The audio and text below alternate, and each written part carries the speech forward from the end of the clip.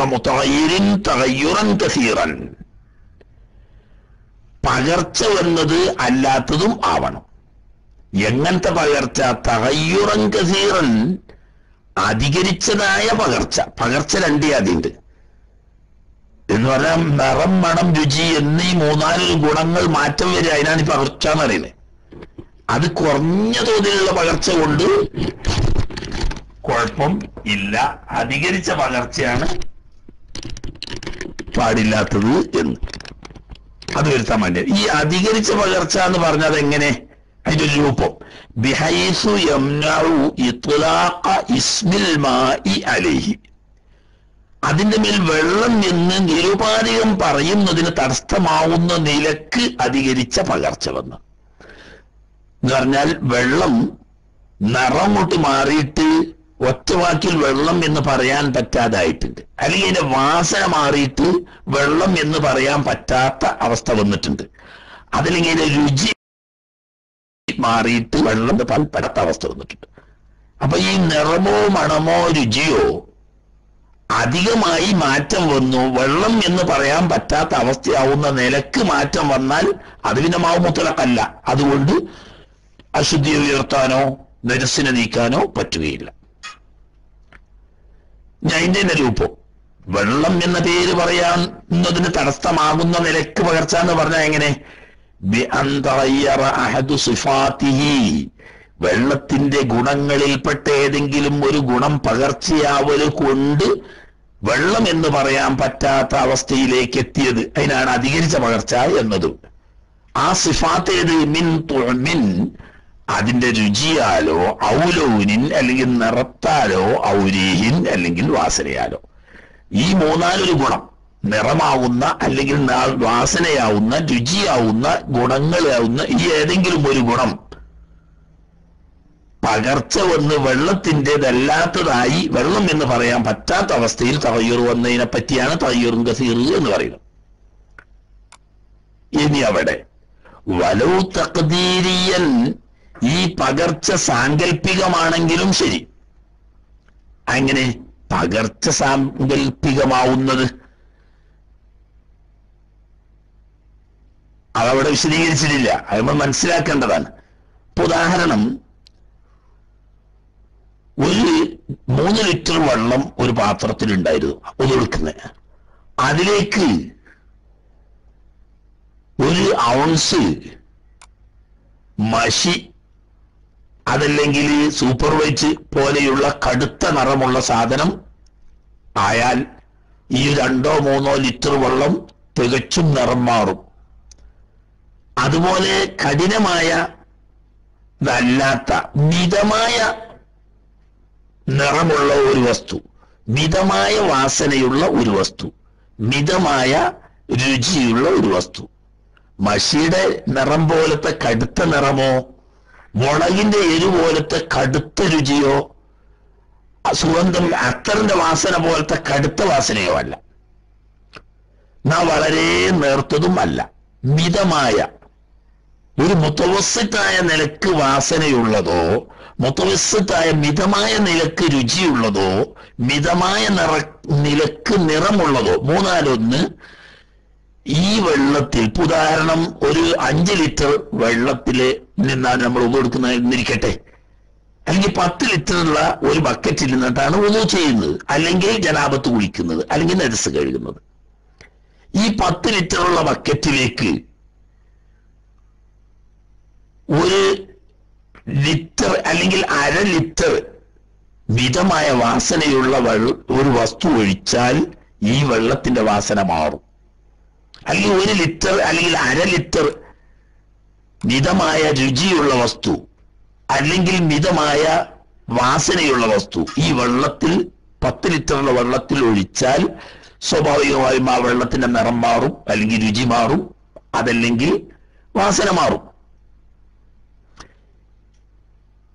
എന്നാൽ വുളു ചെയ്തുകൊണ്ടിരിക്കുന്നവന്റെ അല്ലെങ്കിൽ ജനാബത്ത് കുളിച്ചുകൊണ്ടിരിക്കുന്നവന്റെ ശരീരത്തിൽ ഫർളായി ഉപയോഗിക്കപ്പെട്ട വെള്ളത്തിൽ നിന്നും 1/2 ലിറ്റർ ഈ 10 ലിറ്ററുള്ള വെള്ളത്തിലേക്ക് ആയാൽ അതിനിപ്പോ വെള്ളമായിട്ട് വ്യത്യാസപ്പെട്ട നിറവും മണവും രുചിയൊന്നും ഇല്ലല്ലോ, മുസ്താമിലായ വെള്ളല്ലേ.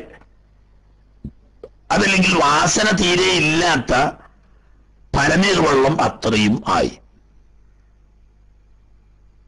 അതിനിപ്പോ പ്രത്യേകിച്ച് വാസനയുമില്ല, രുചിയുമില്ല, നിറവുമില്ല. ഇവിടെ ഈ വെള്ളം, ബക്കറ്റിലുള്ള വെള്ളം മുസ്താമലായോ എന്ന് വിധി പറയാനുള്ള മാർഗം, ഇതിലേക്ക് തെറിച്ച ഈ മുസ്താമലായ വെള്ളം, അതല്ലെങ്കിൽ ഈ താഹിറായ വെള്ളം മിതമായ നിറമോ രുചിയോ വാസനയോ ഉള്ളതായിരുന്നു എങ്കിൽ ഇത്രയും അളവ് ആ ബക്കറ്റിലേക്ക് അതായാൽ അതിന്റെ നിറം അല്ലെങ്കിൽ മണം രുചി മാറാൻ മാത്രമുണ്ടെങ്കിൽ വെള്ളം മുസ്താമലാണ്. ഇല്ലെങ്കിലോ മുസ്താമലി എന്ന ഹുക്കുമില്ല. അതാണ് ഇപ്പം തഗയ്യുർ ഹുക്കുമി എന്ന് പറയുന്നത്. പകർച്ചപ്പവിടല്ല ബാഹ്യമായിട്ട്. കാരണം എന്താ വെച്ചാൽ കുളിച്ചുകൊണ്ടിരിക്കുന്ന ഒരാൾ എന്തിക്കൊള്ളികൾ ബക്കറ്റിൽ നിന്നിട്ട് കോരി ജനാപത്ത് കുളിക്കാം. ഈ കുളിക്കുന്ന വെള്ളം, ശരീരത്തിലെ ഫർളായ ഉപയോഗത്തിൽ ഉപയോഗിച്ച വെള്ളം ഈ ബക്കറ്റിലേക്ക് തെറിച്ചു. എന്നാൽ അവിടെ പകർച്ച വന്നോ എന്നാണ് നോട്ടം. അതിന് പകർച്ച ഇല്ലത്. സാങ്കല്പികമായി പകർച്ച, നിറം, മണം, രുചി എന്നീ ഗുണങ്ങൾ ഉള്ളതായി പരിഗണിച്ച് അത്രയും ഈ വസ്തു ഈ വെള്ളത്തിലായാൽ വെള്ളത്തിന് പകർച്ച വരാൻ സാധ്യതയുണ്ടെങ്കിൽ ഹുക്കുമിയായ പകർച്ച എന്ന് പറയും. അപ്പോ നിറം മാറുക, വാസന മാറുക, രുചി മാറുക എന്നത് ബാഹ്യമായാവാം, അല്ലെങ്കിൽ സാങ്കല്പികമാകാം. ഈ സാങ്കല്പികം എന്ന് പറയണാണ് ഇപ്പൊ നമ്മൾ പറഞ്ഞ ഉദാഹരണം. അതും അല്ലെങ്കിൽ ഔകാന തഗയ്യുറു, ഈ വെള്ളത്തിൽ വന്ന പകർച്ച ആയിരുന്നാലും ബിമാ അലാ ഉളുവിൽ മുതത്വഹിരി, ഈ ശുദ്ധീകരണം നടത്തുന്ന വ്യക്തിയുടെ അവയവത്തിലുള്ള വസ്തു കൊണ്ടാണ് പകർച്ച വന്നത്. എന്നാലും അധികരിച്ച പകർച്ചയാണെങ്കിൽ വെള്ളം ഉപയോഗിക്കാൻ പറ്റാതെ വരും, തുഹൂർ അല്ലാതാവും, അല്ലെങ്കിൽ മുത്തലഖല്ലാതെ വരും. ഫിൽ അസഹി, പക്ഷേ അവിടെ ഖിലാഫുണ്ട്. ശരീരത്തിന്റെ അവയവത്തിലുള്ള ഉദാഹരണം പറഞ്ഞാൽ ഇങ്ങനെ, ഒരാളുടെ ശരീരത്തിൽ കുറെ പത്തിരിപ്പൊടി ആയിട്ടുണ്ട്, അല്ലെങ്കിൽ ഗോതമ്പ് മാവ് അല്ലെങ്കിൽ മൈദപ്പൊടി ആയിട്ടുണ്ട് കുട്ടിക്കോളി. അപ്പൊ ഒന്നും ചെയ്യാം, മുഖത്തുള്ള ഈ മൈദപ്പൊടിയോട് കൂടി വെള്ളം കൊണ്ട് ഒഴിച്ചു. വെള്ളം ഒഴിച്ച് മുഖം കഴുകുന്ന സമയത്ത് ഈ മൈദപ്പൊടി കലങ്ങിയിട്ട്, അതല്ലെങ്കിൽ ഈ പത്തിരിപ്പൊടി കലങ്ങിയിട്ട് ആ വെള്ളം നിറം തൊട്ട് മാറിയ നിലക്കാവന്ന്, എന്നാലും പോരാ. അപ്പൊ എന്താവും? മുത്തലക്കായ വെള്ളം എന്ന അവസ്ഥയില്ലാതാവും. അപ്പൊ അവയവത്തിൽ ഉള്ള വസ്തു കലർന്നുകൊണ്ടാണ് വെള്ളം അധികരിച്ച പകർച്ച വന്നത്, എന്നാലും വെള്ളം മുത്തലക്ക് അല്ലാതെ വരും, വുളൂ ചെയ്യാൻ പറ്റാതെ വരും. അപ്പൊ അങ്ങനെ വെള്ളത്തിന് നിറം മാറാന്, അല്ലെങ്കിൽ വാസന മാറാൻ, അല്ലെങ്കിൽ രുചി മാറാൻ മാത്രം വസ്തു ശരീരത്തിന്റെ അവയവത്തിൽ ഉണ്ടെങ്കിൽ ആദ്യം അത് നീക്കിക്കളഞ്ഞുകൊണ്ട് വേണം വുളൂ ചെയ്യാൻ എന്ന് കൂട്ടത്തിൽ വരും. അല്ലാതിരുന്നാൽ ഈ അവയവത്തിലുള്ള വസ്തു കൊണ്ട് വെള്ളത്തിന്റെ നിറമോ മണമോ രുചിയോ വ്യത്യാസപ്പെട്ടാലും വെള്ളം മുത്തലഖല്ലാതെ വരും. അങ്ങനെ വന്നാൽ ശുദ്ധീകരണത്തിന് പറ്റാതാവും. അപ്പൊ 3 തരത്തിൽ പറഞ്ഞപ്പോ, ഒന്ന് യഥാർത്ഥത്തിൽ തന്നെ വെള്ളത്തിന്റെ ഗുണം മാറിയിട്ട് വെള്ളം എന്ന് പറയാൻ പറ്റാത്ത അവസ്ഥയിലായി. രണ്ടാമത്തേത് സാങ്കല്പികമായി ആ നിലക്ക് മറ്റു വസ്തു അതിൽ കലർന്നു. മൂന്നാമത്തേത് സ്വന്തം അവയവത്തിലുള്ള വസ്തു കലർന്നുകൊണ്ട് വെള്ളം എന്ന് പറയാൻ പറ്റാത്ത നിലക്ക് വെള്ളത്തിന് പകർച്ച സംഭവിച്ചു. ഇതൊന്നും മുത്തലഖായ വെള്ളം എന്ന് പറയാൻ പറ്റാതെ വരികയും കുളി, നജസിനെ ശുദ്ധീകരിക്കൽ എന്നിങ്ങനെയുള്ള കാര്യങ്ങൾക്ക് പറ്റാതെ വരികയും ചെയ്യും. എന്നാൽ വൈന്നമായു അസ്റു തഗയ്യുറു, ഈ വെള്ളത്തിന് നിറം, വാസന, രുചി എന്നിവ പകർച്ച വരുന്നത് കൊണ്ട് ഈ ത്വഹാറത്തിന് പറ്റാത്ത നിലക്ക് പലപ്പെടുത്ത തസീർ ചെയ്യുന്നത്, പ്രതിഫലനമുണ്ടാവുന്നത് ഇൻകാന, ഈ പകർച്ച വന്നതാണെങ്കിലാണ് ബിഹലീത്തുൻ, വെള്ളത്തോട് കലർന്നു ചേരുന്ന വസ്തു കൊണ്ടിട്ട് പകർച്ച വന്നതാണെങ്കിലാണ് വെള്ളം മുത്തലഖല്ലാതെ അല്ലെങ്കിൽ തുഹൂർ അല്ലാതായി പോകുന്നത്. എന്ന് പറഞ്ഞാൽ ഐ മുഹാലിത്തല്ലിൽ മായി, വെള്ളത്തിൽ കലർന്നു ചേരുന്ന വസ്തു എന്ന് പറഞ്ഞാൽ 2 തരത്തിലാണ് വസ്തുക്കൾ. ഒന്ന് വെള്ളം വേറെയും വസ്തു വേറെയും നോക്കി കാണാൻ പറ്റുന്നത്, അതിന് മുജാവിറു എന്നാ പറയാം. ഒന്ന് വെള്ളം വേറെയും ഈ വസ്തു വേറെയും വേർതിരിഞ്ഞ് കാണാത്തത്. അപ്പൊ മുഖാലിത്ത് എന്ന് പറഞ്ഞാൽ ഈ വസ്തുവും തമ്മിൽ വേർതിരിച്ച് കാണാതാവും. ഉദാഹരണം, പത്തിരിപ്പൊടി കലക്കിയ വെള്ളം വേറെയും പൊടി വേറെയും കാണൂലല്ലോ, വെള്ളത്തിന്റെ നിറം കൊണ്ട് മാറിയ. അതുപോലെ തന്നെ മഷി കലക്കിയ മഷി വേറെയും വെള്ളം വേറെയും കാണൂല, വെള്ളം ഒന്നായിട്ട് മഷിന്റെ നിറമായി മാറുകയാണ് ചെയ്യുക. അതുപോലെ തന്നെ അത്തറ് കലക്കിയാല് അത്തറ് വേറെയും വെള്ളം വേറെയും കാണൂല, ആകവാസന മാറുക ചെയ്യുക. ഇത് കണ്ണുകൊണ്ട് നോക്കിയാൽ വെള്ളം വേറെയും ഈ കലർന്ന വസ്തു വേറെയും വേർതിരിഞ്ഞ് കാണാത്തതാണ് മുഖാലിത്ത്. ഇങ്ങനെ വേർതിരിഞ്ഞ് കാണാത്ത നിലക്ക് വെള്ളവുമായി കൂടിച്ചേരുന്ന വസ്തു കൊണ്ട് നിറം, മണം, രുചി എന്നിവ അധികമായി പകർച്ചയാവുകയും അഥവാ വെള്ളം എന്ന് നിരുപാധികം പറയാൻ പറ്റാത്ത അവസ്ഥ വരികയും ചെയ്താൽ ആ വെള്ളം തൊഹൂറല്ല, അത് ശുദ്ധീകരണത്തിന് പറ്റുകയില്ല. ഈ കലർന്നത് തന്നെ എങ്ങനെ ത്വാഹിറും ശുദ്ധിയുള്ളത്, നേരത്തെ പറഞ്ഞ പത്തിരിപ്പൊടി, മൈദപ്പൊടി എന്നൊക്കെ പറഞ്ഞതിലൂടെയുള്ള ശുദ്ധിയുള്ള വസ്തു, അതുപോലെ തന്നെ മഷി, അത്തറ് പോലെയുള്ളതൊക്കെ. അതോടുകൂടി വഖദ് വനിയൽ മാഉ അൻഹു, വെള്ളം അതിലേക്ക് ആവശ്യമില്ലാത്തതാണ് താനും. എന്ന് പറഞ്ഞാൽ വെള്ളവും അതുമായിട്ട് പ്രത്യേകിച്ച് ബന്ധമൊന്നുമില്ല. വെള്ളത്തിൽ നമ്മൾ കൊണ്ട് ഇട്ടപ്പായി എന്നല്ലാതെ വെള്ളത്തിന്റെ അനിവാര്യതകളിൽപ്പെട്ട വല്ല വസ്തുവും കലർന്നുകൊണ്ട് പകർച്ചയായാൽ അതുകൊണ്ട് കുഴപ്പമില്ല, ഇനി വേറെ പറയും. ഇങ്ങനെ വെള്ളത്തിന് അതിലേക്ക് ആവശ്യമില്ലാത്ത തരത്തിലുള്ളതും ത്വാഹിറായതുമായ വസ്തു കലർന്നുകൊണ്ട് വെള്ളത്തിന്റെ ഗുണം വ്യത്യാസപ്പെട്ടാൽ, അതേതുപോലെ കസഫറാനിൻ, കുങ്കുമം പോലെ. ഒരാള് കുങ്കുമം പൊടിച്ചിട്ട് വെള്ളത്തിലിട്ട് വെള്ളം കുങ്കുമത്തിന്റെ കളറായി മാറി, എന്നാൽ ആ വെള്ളം തൊഹൂറല്ല. കാരണം എന്താ? ഈ കുങ്കുമം എന്നത് പൊടിച്ച് വെള്ളത്തിലിട്ടാൽ അത് വെള്ളത്തിൽ അലിഞ്ഞു പോവും. അപ്പോ കുങ്കുമം വേറെയും വെള്ളം വേറെയും കാണൂല, വെള്ളത്തിന് നിറം മാറിയിട്ടാണ് ഉണ്ടാകുക. ഇതാണെങ്കിലോ വെള്ളവും അതുമായിട്ട് ഒരു ബന്ധമില്ല. കാരണം അത് വേറെ, കുങ്കുമപ്പൂവ് എന്നൊക്കെ പറയുന്നത് വേറൊരു വസ്തുവിൽ നിന്നിട്ടുണ്ടാകുന്നതാണ്, വെള്ളമായിട്ട് ബന്ധമൊന്നുമില്ല. മറ്റൊന്ന് സമരി ഷജരിൻ നബത്ത ഖുർബൽമായി, വെള്ളത്തിന്റെ സമീപത്ത് മുളച്ചു വന്ന മരത്തിന്റെ പഴം, അത് പഴം വീണുകൊണ്ട് ചീഞ്ഞ് വെള്ളം നാറാൻ തുടങ്ങി, അല്ലെങ്കിൽ വാസന മാറി, അല്ലെങ്കിൽ നിറം മാറി, അല്ലെങ്കിൽ രുചി മാറി, അതുകൊണ്ട് വെള്ളം മുത്തലക്കല്ലാതായി മാറും. ആ കാരണം എന്താ? പഴം എന്ന് പറയുന്നത് സാധാരണഗതിയിൽ അങ്ങനെ വെള്ളത്തിൽ വീണ് ചെയ്യേണ്ട സാഹചര്യം വരൽ വളരെ അപൂർവമാണ്. ഇല അങ്ങനെയല്ല, ഇലക്ക് മൂപ്പ് വേറുണ്ട്.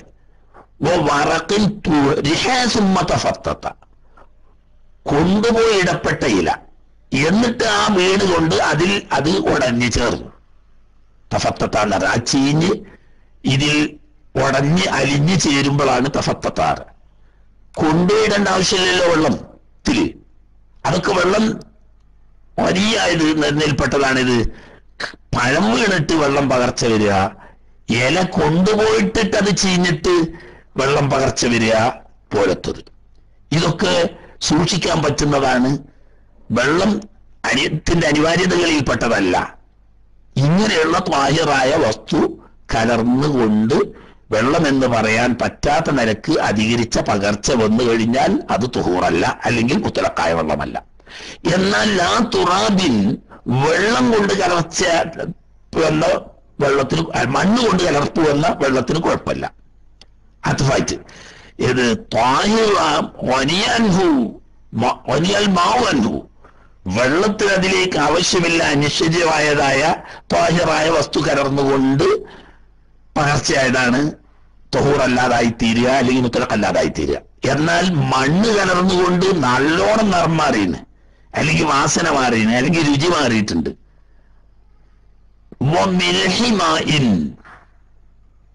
സാധാരണ നമ്മുടെ കറിയുപ്പ്, വെള്ളത്തിൽ നിന്ന് ഉത്പാദിപ്പിക്കപ്പെടുന്ന ഉപ്പ് രണ്ട് ജാതിയാണല്ലോ.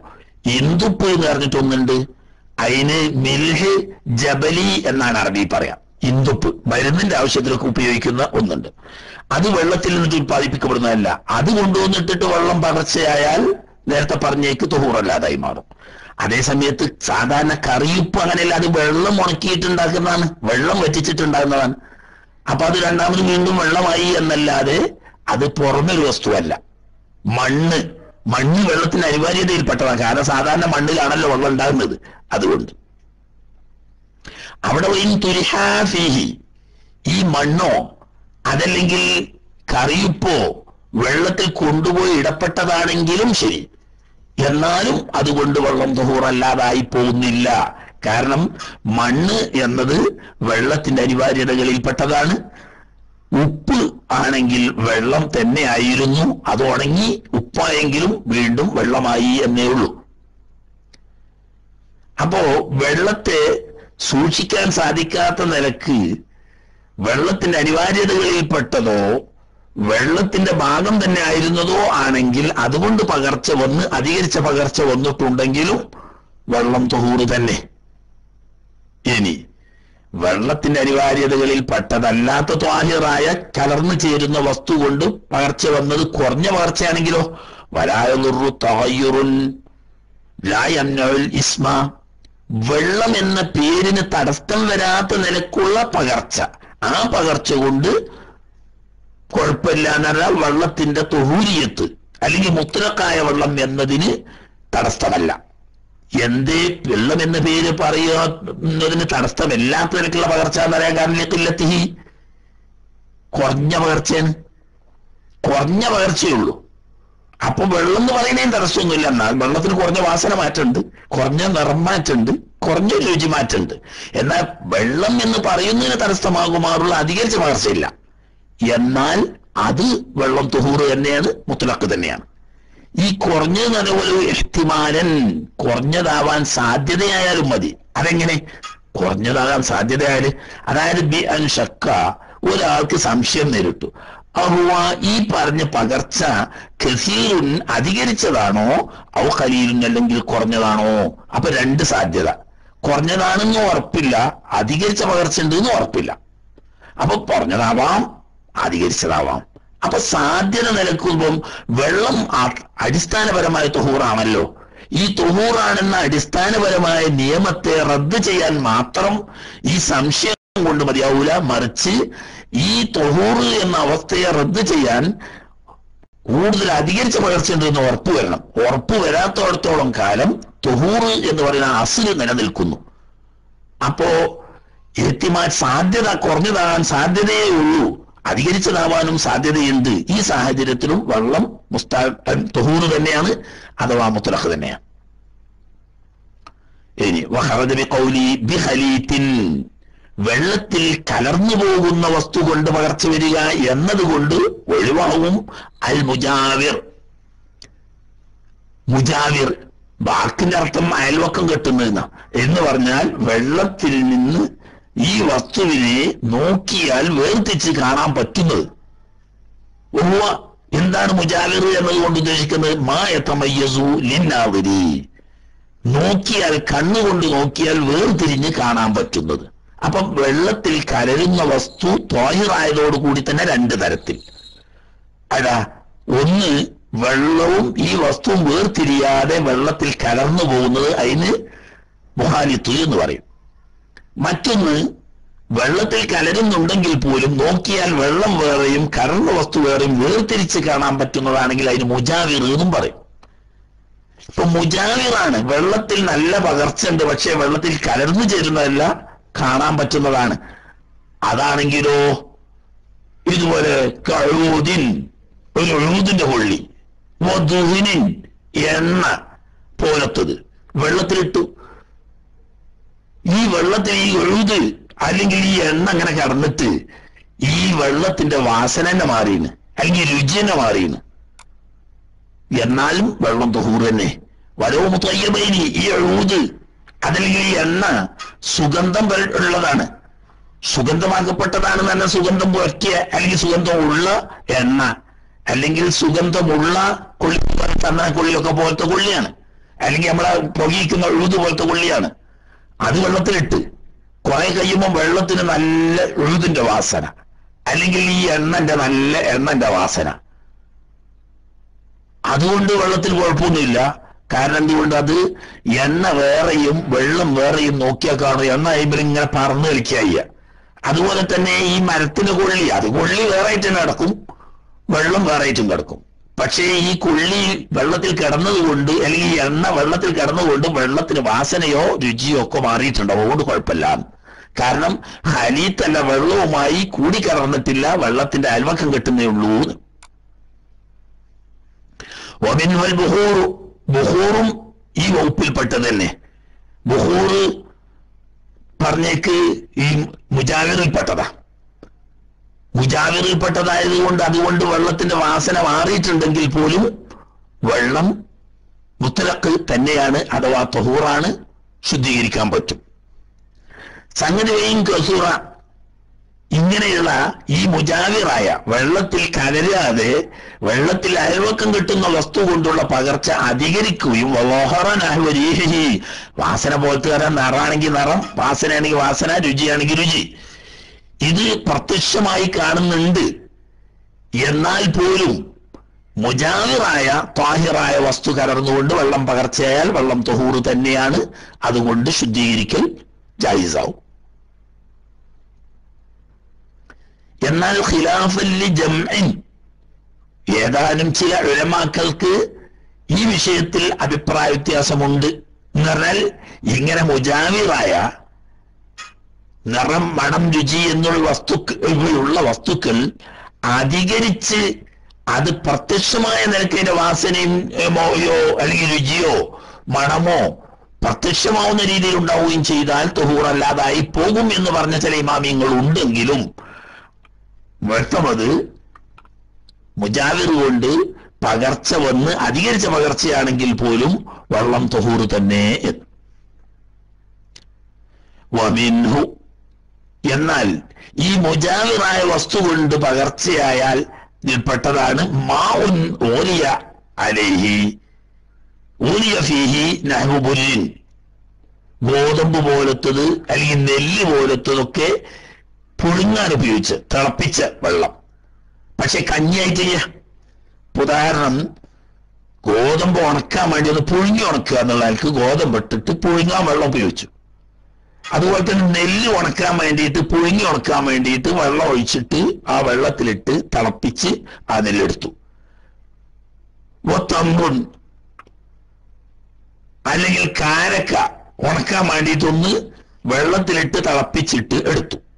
അങ്ങനെ കാരക്ക തിളപ്പിക്കാനോ അതല്ലെങ്കിൽ ഗോതമ്പ് പോലത്തെ വസ്തു തിളപ്പിക്കാനോ ഉപയോഗിച്ച വെള്ളം ലംയലം ഇൻഫിസാലു ഐനിൻ ഫീഹി, ഈ തിളപ്പിക്കപ്പെട്ട നെല്ല്, ഗോതമ്പ്, കാരക്ക പോലെയുള്ള വസ്തു അതിന്റെ തടി ഉടഞ്ഞ് വെള്ളത്തിൽ ചേർന്നു എന്നറിയപ്പെടാത്തിടത്തോളം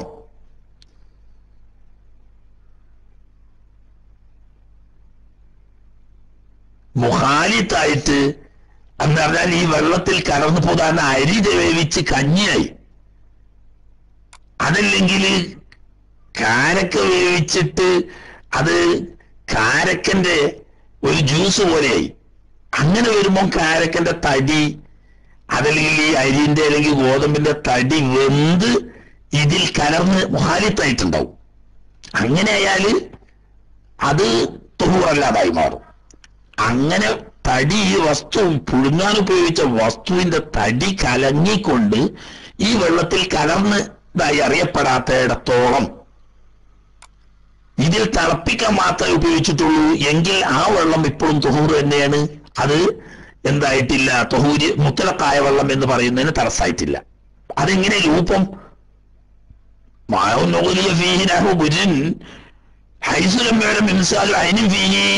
മുഖാലിത്തായിട്ട് എന്ന് പറഞ്ഞതിന്റെ കോലം അല്ലം യസ്ൽ ഇലാ ഹദ്ദിൻ, ഈ വെള്ളം ഒരവസ്ഥയിലേക്ക് എത്താതിരിക്കണം. ലഹു ഇസ്മുൻ ആഖർ, പുതിയൊരു പേര് അതിന് വരുന്ന നിലക്കുള്ള ഒരു അവസ്ഥയിലേക്ക് എത്താതിരിക്കുക എന്ന് പറഞ്ഞാൽ കഞ്ഞിവെള്ളം, ചായവെള്ളം, അതല്ലെങ്കിൽ ചാറ്, ചായ, ഇങ്ങനെ മറ്റൊരു പുതിയ പേര് വരുന്ന നിലക്ക് അതിന്. അരി വെള്ളത്തിലിട്ട് നല്ലോണം തിളപ്പിച്ച് വേവിച്ചു, അരിയൊക്കെ ഊറ്റെടുത്ത് വെള്ളം മാത്രമേ ഉള്ളൂ.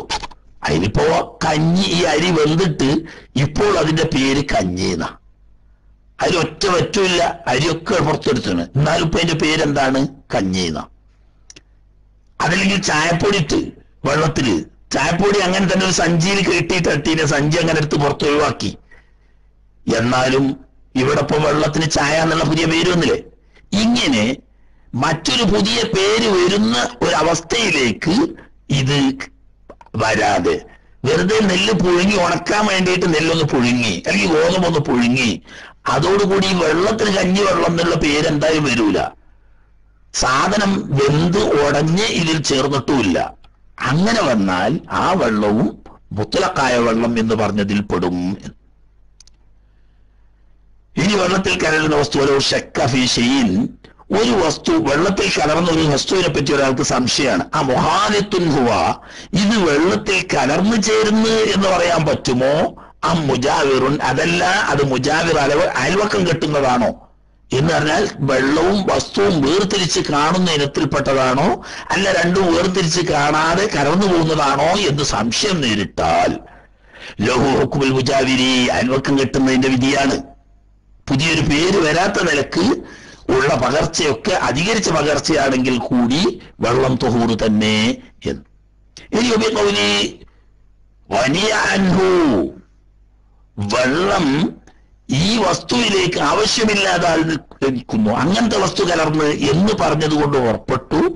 കമാഫി മഖരിഹി മാ ലാ യുസ്തഗ്നാ അൻഹു, വെള്ളത്തിന് അനിവാര്യമായ ചില വസ്തുക്കൾ കൂടിക്കലർന്നാൽ അതുകൊണ്ട് വെള്ളം മുത്തലഖ് തന്നെയാവും, അത് മുസ്തഅമലിന്റെ ഹുക്മ് വരുന്നില്ല.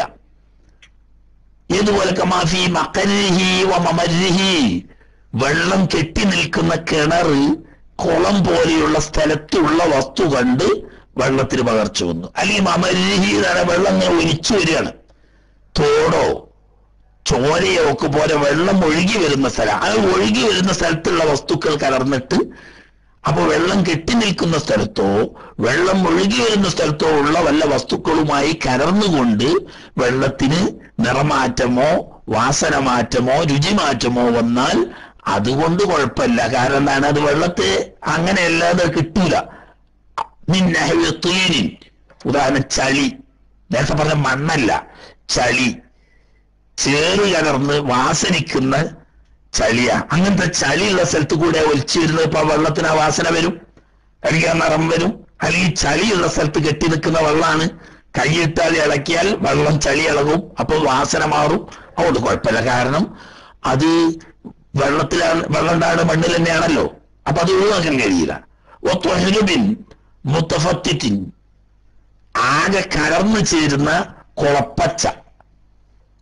കിബിരീത്തിൻ, ഗന്ധകം, ഗന്ധകഭൂമിയിൽ കെട്ടി നിൽക്കുന്ന വെള്ളമായാലും വേണ്ടിയില്ല, ഗന്ധകഭൂമിയിലൂടെ ഒലിച്ചു പോരുന്ന വെള്ളമായാലും വേണ്ടിയില്ല, അതൊക്കെ വെള്ളത്തിന് വാസന അല്ലെങ്കിൽ രുചി മാറി വരും. പിന്നെ അത് ഭൂമിയിലുള്ളതാണ്, വെള്ളത്തിൽ ചേർന്ന് വെള്ളം നിൽക്കുന്ന അല്ലെങ്കിൽ ഒലിച്ചു വരുന്ന സ്ഥലത്തുള്ളതാണ്, അത് ഒഴിവാക്കാൻ കഴിയില്ല. ഇനി ഒക്കെ തയ്യൽ തൂലിൽ മക്സി, ദീർഘമായി വെള്ളം കെട്ടി നിന്നിട്ടുണ്ടാകുന്ന പകർച്ച. ഇപ്പൊ ഉദാഹരണം, ഒരു പാത്രത്തിൽ നമ്മൾ കുറച്ച് വെള്ളം എടുത്തിട്ട് കുറേ ദിവസം അങ്ങനെ വെച്ചു, കുറേ ദിവസം അങ്ങനെ വെച്ച് ഇനി ആ വെള്ളം മണത്തു നോക്കുമ്പോ എന്തോ ഒരു ദുർഗന്ധം ഉണ്ടാവും. ഒന്നും അതിന് വീണിട്ടില്ല.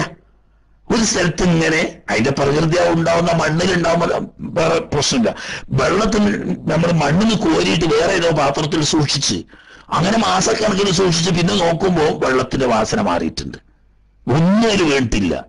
അതുകൊണ്ട് കുഴപ്പമില്ല, തൊഴിൽ മുക്ത. അതല്ലെങ്കിൽ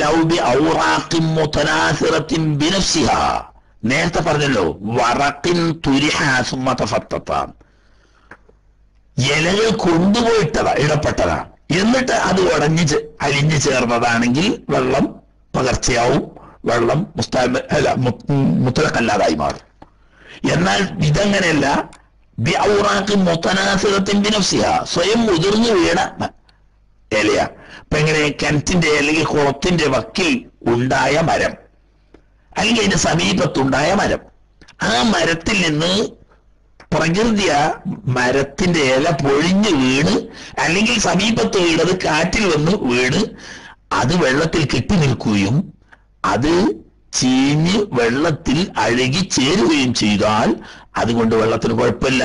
കാരണം എന്താ, നിവർത്തിയില്ല. ഭൂമിയിൽ അങ്ങനെയാണല്ലോ, മരങ്ങളും ചെടികളും ധാരാളം ഉണ്ടാവും, അതിന്റെ ഇടയ്ക്കന്നെ ഈ കാരം വെള്ളം അതിലേക്ക് സ്വാഭാവികമായി മരത്തിൽ നിന്ന് വീഴുകയോ അല്ലെങ്കിൽ വീടടുത്തുനിന്ന് കാറ്റിൽ വന്ന് വീഴുകയോ ചെയ്താൽ മനുഷ്യൻ തടയാൻ കഴിയില്ല. അത് വെള്ളം തുഹൂറാവുന്നതിന് തടസ്സമല്ല. അവിടെ തഫത്തത്ത, ആ വീണ ഇലകള് ഉടഞ്ഞലിഞ്ഞ് ചേർന്ന് പോയിട്ടുണ്ട്.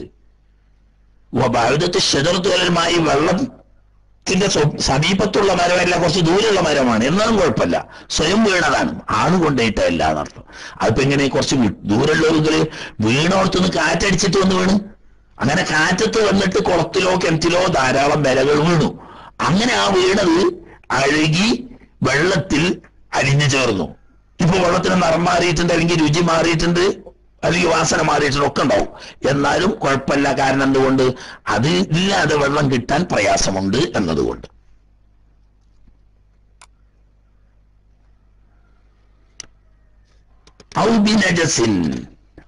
കുറച്ചുകൂടി, അല്ലെങ്കിൽ നജസ് കൊണ്ട് പകർച്ച വന്നു. നേരത്തെ പറഞ്ഞ ത്വാഹിറായ കലർന്നു ചേരുന്ന വസ്തു കൊണ്ട് പകർച്ചയായി അധികരിച്ച പകർച്ച, വെള്ളം എന്ന് പറയാൻ പറ്റാത്ത നിലക്ക് അധികരിച്ച പകർച്ച വന്നാൽ അഫ്വില്ല. എന്നാൽ ഇപ്പറഞ്ഞതൊക്കെ അഫ്വ് ഉള്ളതാ. എങ്ങനെ, പ്രകൃതിയാൽ വെള്ളം കെട്ടി നിന്നുകൊണ്ടോ അല്ലെങ്കിൽ അത് ഒലിച്ചു വരുന്ന സ്ഥലത്തുള്ളത് കൊണ്ടോ അതല്ലെങ്കിൽ സൂക്ഷിക്കാൻ കഴിയാത്ത നിലക്ക് സ്വയം മുതിർന്നു വീണ അല്ലെങ്കിൽ കാറ്റത്ത് നിന്ന് വീണ ഇല ചീഞ്ഞ് അഴുകി കലർന്നത് കൊണ്ടോ ഒക്കെ അധികരിച്ച പകർച്ച വന്നാലും കുഴപ്പമില്ല. ഔ ബിനജസിൻ, അല്ലെങ്കിൽ നജസ് കൊണ്ട് പകർച്ച വന്നത് ഒഴിച്ച്. നജസ് കൊണ്ട് പകർച്ച വന്നാൽ പിന്നെ തുഹൂറല്ല, അല്ലെങ്കിൽ മുത്തലക്കായ വെള്ളമല്ല. അവിടെ വൈൻ കല്ലത്തവയ്യൂറു, നജസ് കൊണ്ടുള്ള പകർച്ച എത്ര കുറഞ്ഞതാണെങ്കിലും ശരി, നജസ് കലർന്നിട്ട് കുറഞ്ഞൊരു വാസന മാറ്റമേ ഉള്ളൂ, അല്ലെങ്കിൽ കുറഞ്ഞൊരു നിറം മാറ്റമേ ഉള്ളൂ, അല്ലെങ്കിൽ വളരെ കുറഞ്ഞ നിരക്കുള്ള രുചി മാറ്റമുള്ളൂ, എന്നാലും ആ വെള്ളം പിന്നെ ഇരുന്നൊന്നും പറ്റൂല. നജസ് കൊണ്ടുള്ള പകർച്ച എത്ര കുറഞ്ഞതാണെങ്കിലും പകർച്ച വന്നാൽ പിന്നെ ആ വെള്ളം പറ്റൂല. അവിടെ വലവ് കാനൽ മാവു, ഈ നജസ് കൊണ്ട് പകർച്ച വന്ന വെള്ളം ആയിരുന്നാലും കസീറൻ ധാരാളമായിരുന്നാലും പിന്നെ അതൊന്നിനും പറ്റൂല. അപ്പൊ നേരത്തെ പറഞ്ഞതൊക്കെ ത്വാഹിറായ വസ്തു കൊണ്ട് വെള്ളത്തിൽ കലർന്നിട്ട് വന്ന പകർച്ചയാണ്. അത് കുറഞ്ഞതാണെങ്കിൽ കുഴപ്പമൊന്നുമില്ല, സൂക്ഷിക്കാൻ പറ്റുന്നതാണെങ്കിൽ, അധികരിച്ചതാണെങ്കിൽ കുഴപ്പമാണ്, സൂക്ഷിക്കാൻ പറ്റാത്ത പ്രയാസമുള്ളതാണെങ്കിൽ അധികരിച്ചാലും കുഴപ്പമില്ല എന്നൊക്കെ പറഞ്ഞ് ത്വാഹിറായ വസ്തു കലർന്നു കൊടുത്താം. നജസ് കലർന്നിട്ട് കുറഞ്ഞ പകർച്ച വന്നാലും വെള്ളം നജസാണ്. അവിടെ അധികരിച്ച വെള്ളമെന്നോ കുറഞ്ഞ വെള്ളമെന്നോ യാതൊരു വ്യത്യാസവുമില്ല. നജസ് കൊണ്ട് പകർച്ച വന്നാൽ എത്ര വലിയ പുഴയിലെ വെള്ളമാണെങ്കിൽ പോലും, അല്ലെങ്കിൽ വലിയ അമ്പലക്കുളത്തിലെ വെള്ളമാണെങ്കിൽ പോലും നജസ് കൊണ്ട് വാസന മാറുകയോ നിറം മാറുകയോ രുചി മാറുകയോ ചെയ്താൽ ആ വെള്ളം പിന്നെ ഉപയോഗിക്കാൻ പറ്റൂല. ഈ കസീർ ഖലീൽ എന്നൊക്കെ പറഞ്ഞെന്താ, ഈ കുല്ലത്തേനി ഓഹ്സറാൻ, 2 കുല്ലത്ത് അല്ലെങ്കിൽ അതിൽ കൂടുതൽ ഉള്ളതിനാണ് അധികരിച്ചത് തന്നെ. നമ്മൾ പറഞ്ഞല്ലോ, സാങ്കേതികമായി ഫിഖ്ഹിന്റെ ഒരു പ്രയോഗമാ. കുറഞ്ഞത്, വെള്ളത്തെ സംബന്ധിച്ച് കുറഞ്ഞത് എന്ന് പറഞ്ഞാൽ 2 കുല്ലത്തിൽ താഴെയുള്ളത് എന്നാ. വെള്ളത്തെ സംബന്ധിച്ച് അധികരിച്ചത് എന്ന് പറഞ്ഞാലോ 2 കുല്ലത്തോ അതിൽ കൂടുതലോ ഉള്ളത് എന്നാണ്. ഫി സൂറത്തി തഗയ്യുരി ത്വാഹിരി വൻ നജസി, നജസ് കൊണ്ട് പകർച്ചയാകുക താഹിർ കൊണ്ട് പകർച്ചയാകുക എന്ന 2 രൂപത്തിലും കുറഞ്ഞത് എന്ന് പറഞ്ഞാൽ 2 കുല്ലത്തിൽ താഴെയുള്ളത് എന്നും അധികരിച്ചത് എന്ന് പറഞ്ഞാൽ 2 കുല്ലത്തോ അതിൽ കൂടുതലോ ഉള്ളത് എന്നുമാവുന്നു.